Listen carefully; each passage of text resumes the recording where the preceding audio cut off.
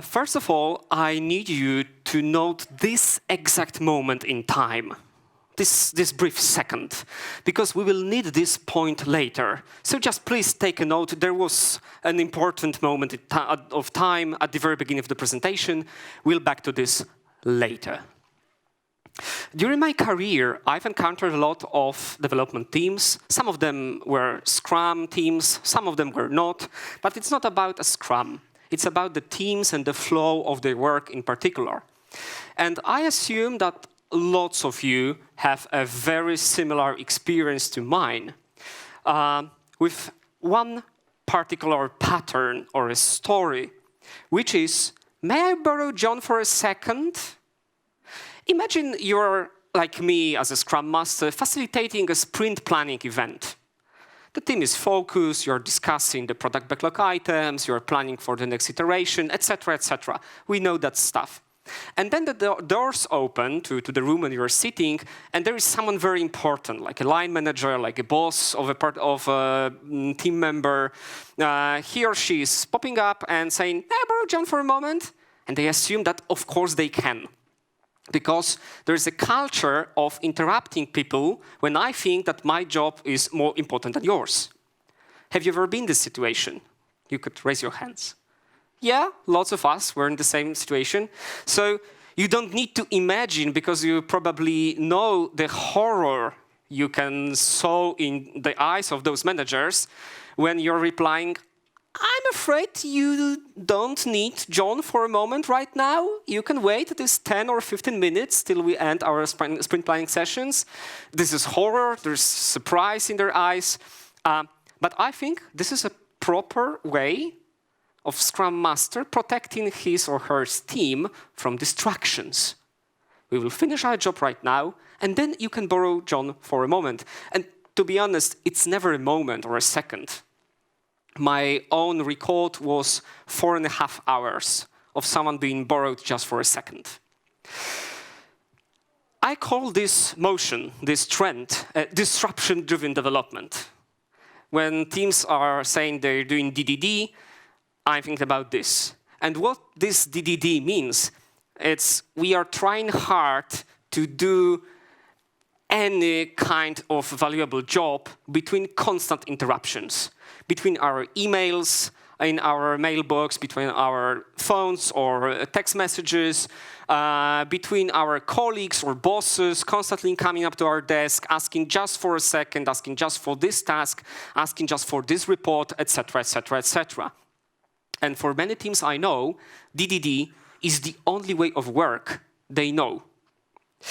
But there is some science behind that, which says that's not very healthy, both for the people and for the teams. And I did my research. I Googled that. And it's like our brain doesn't like context switching, because there's a quite important part of our brain called prefrontal cortex. And for all you need to know, it's the part of the brain which does us the focus.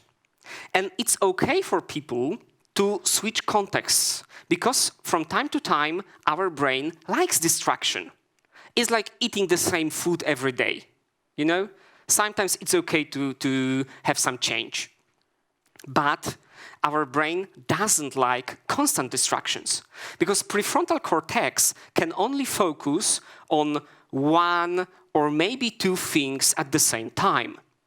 And doing more things at the same time costs us energy, because prefrontal cortex is extremely energy-eating, which means you need a lot of sugar to fuel the prefrontal cortex. If you are burning sugar, your body becomes less and less rested, which means you need to rest more the more you switch contexts. So we as the human beings, we are quite incompatible with doing a lot of things at the same time. Switching now means resting later a lot.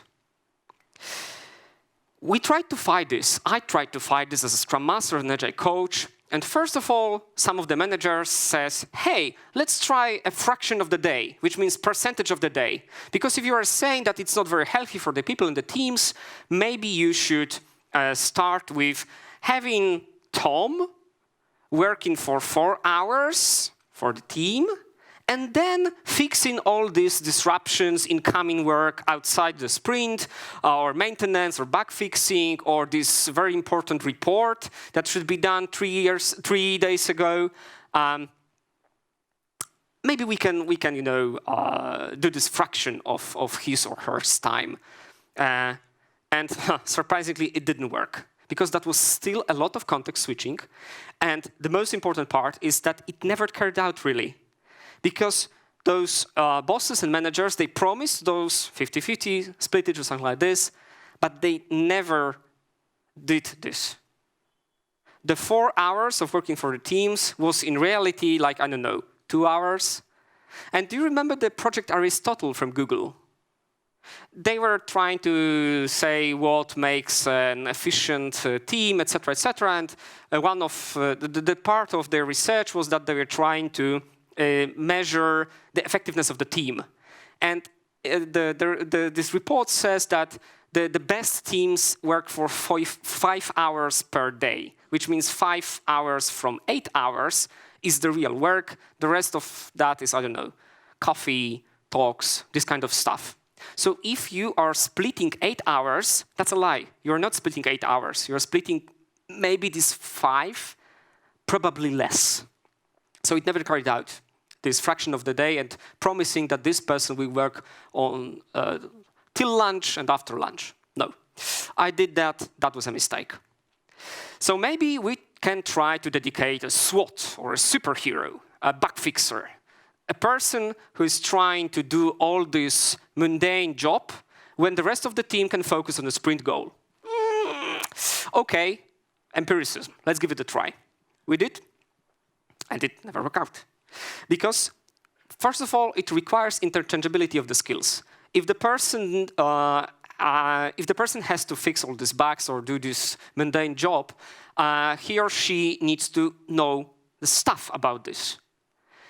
Probably it never happens. So still he or she needs to ask the rest of the team members, which means interruption, which means context switching.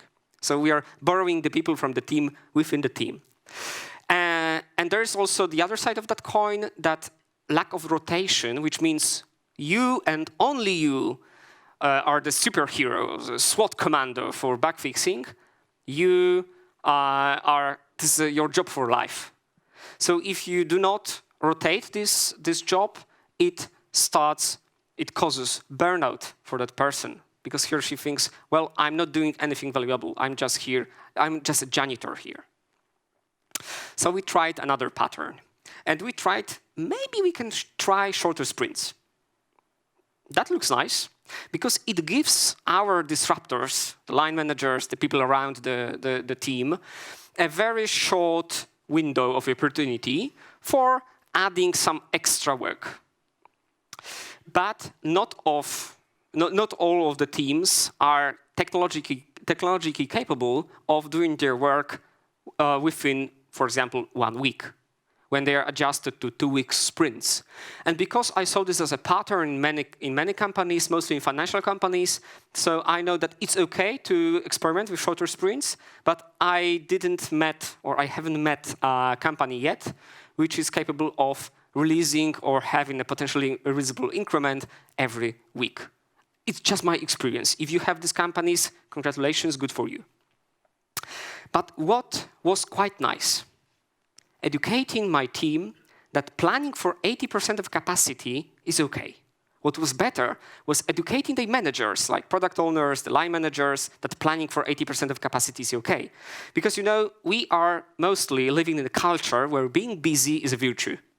It's okay to be busy. The more important task I have, the more task I have, means I am more important for my company. My job can be reduced because I'm so important. I have 3 projects, 4 projects. I work on every project for 80% of my day. So it doesn't sum up to 100%.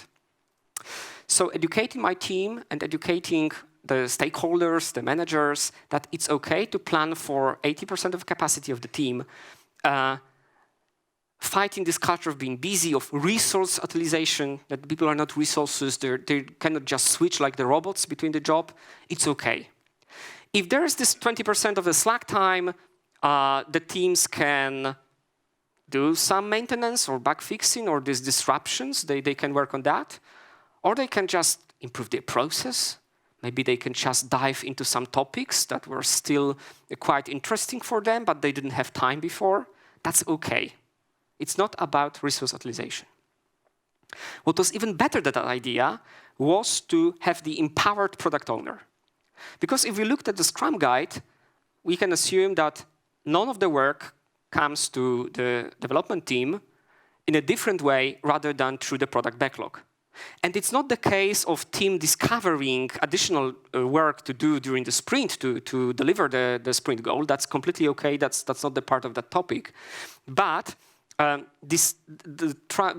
tried to teach the product owner and his stakeholders, the business people, that every disruption to the team has the price tag with that. There's a cost. So it's okay for the product owner to decide, all right, maybe what you're trying to say to the team and you're coming with your problem, maybe it really is more important for our business than what we are doing right now during the sprint. But let me, as a product owner, decide, is this really true? And if we are trying to pull some additional work to our team during the sprint, we must left something behind. We cannot do everything at once during the sprint. The capacity is not liquid. And what was even better was educating stakeholders. There's this Bible quote that, ask and it shall be given you. We know that? Yes, dear stakeholders, but at the proper time. So with the empowered team and with the empowered product owner, it's completely okay to have those people coming to us with new ideas, new business opportunities, because we are, as a team, we are the people who are trying to fix this. We are trying to make those opportunities alive, make this real. But we still need some space and time to do the job. And I've never met a manager who would say that he prefers or she prefers the speed, or let's say the velocity, over the predictability. Predictability beats everything, including the speed, mostly with speed we've associated the lack of quality. So I think that educating the team, educating the product owner, and educating the stakeholders on the true cost of this context switching is the most important to fight the DDD. I know that in reality, we will have those disruptions. This is the essential part of our life. But we can fight them. That was my experience with some patterns and anti-patterns, things that I tried with my team. If you try them, that's completely okay if you have different results. It will be more than welcome to have different results, and I'm willing to know and to grasp your knowledge in this topic. But do you remember this very brief moment at the very beginning of my presentation when I asked you to know this exact point in time? Yes, no? Do you remember that? Okay. So, that was exactly 15 minutes ago, or circa 15 minutes ago. Our brain, according to University of Illinois research, has 15 minutes long window for refocusing. So if the beginning of our presentation was your colleague coming to your desk, or a very important email, or a boss popping out on your meeting, interrupting him trying you to do some extra job for him, that was the interruption. And your brain, your prefrontal cortex, needs those 15 minutes to be back on track, to refocus. And this is the true cost of context switching in our job. Thank you very much.